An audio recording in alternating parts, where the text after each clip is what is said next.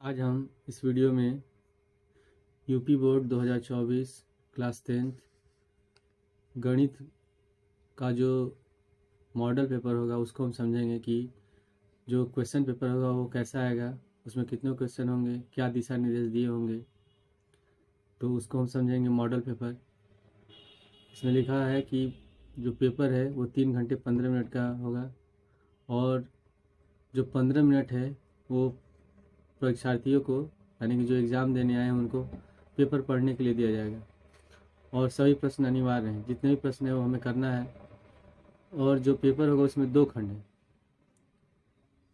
पहला खंड अ है जिसमें 20 अंक के 20 बहुविकल्पीय प्रश्न है, मतलब ऑब्जेक्टिव टाइप क्वेश्चन है। 4 ऑप्शन दिया रहेगा, इस तरह का क्वेश्चन दिया रहेगा, उसमें 4 ऑप्शन रहेंगे, उसमें से एक सही होगा। इसको हम कहते हैं बहुविकल्पीय प्रश्न।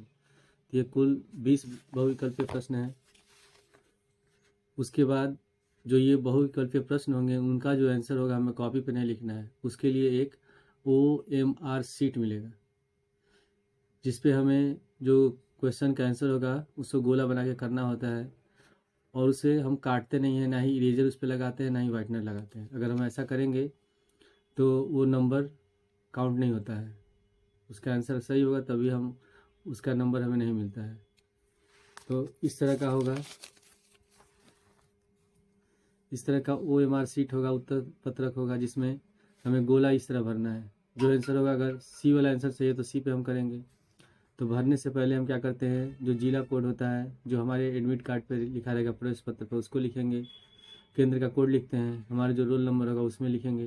वो किससे लिखते हैं, ब्लैक पेन से, ठीक है, या ब्लू पेन से लिखा जाता है, पेंसिल से नहीं लिखते हैं। फिर विषय का जो कोड होगा उसको हम लिखेंगे। जो हमें पेपर मिलेगा उसमें प्रश्न पत्र संख्या दे रहता है, उसको यहाँ हम लिखते हैं।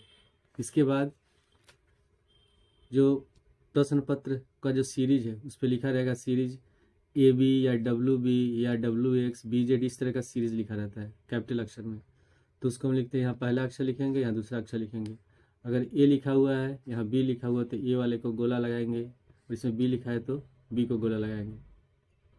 और हम इस तरह गोला लगाते हैं कि ये गोले के बाहर ना जाए, इस तरह बनाना है हमें गोला। अगर हम ऐसे बनाते हैं तब भी गलत है, ऐसे बनाएंगे तब भी गलत है, इतना छोटा हम गोला बनाएंगे तब भी गलत है। गोले को हमको इस तरह बनाना है, जो ये दिया हुआ है गोला इसको पूरा अच्छे से इसको रखना है, ब्लैक पेन से या ब्लू पेन से, ठीक है।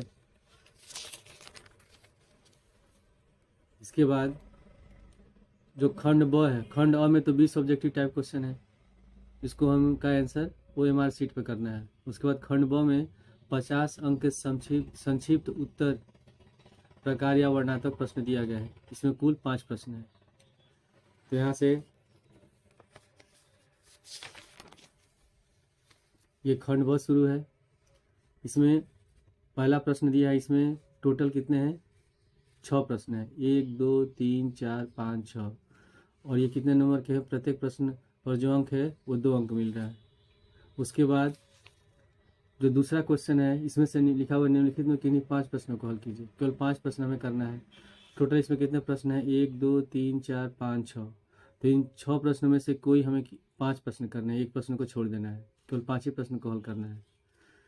और जो 5वां प्रश्न है इसमें चॉइस भी दिया गया, ऑप्शन भी दिया गया, या तो हमें ये करना है, अगर हम 6 वाला क्वेश्चन करते हैं तो इसको कर सकते हैं, नहीं तो इस वाले प्रश्न को कर सकते हैं, या हम ये इन 5 को कर सकते हैं। केवल हमें 5 प्रश्न ही करना है, इन दोनों क्वेश्चन को हमको नहीं करना है। अगर ये क्वेश्चन हम 6 वाला करते हैं क्वेश्चन, तो इन दोनों में से कोई एक ही क्वेश्चन अटेम्प्ट करेंगे, किसी एक ही क्वेश्चन को हल करेंगे। इसके बाद है, और ये प्रश्न कितने नंबर के हैं, 4 नंबर के प्रश्न हैं।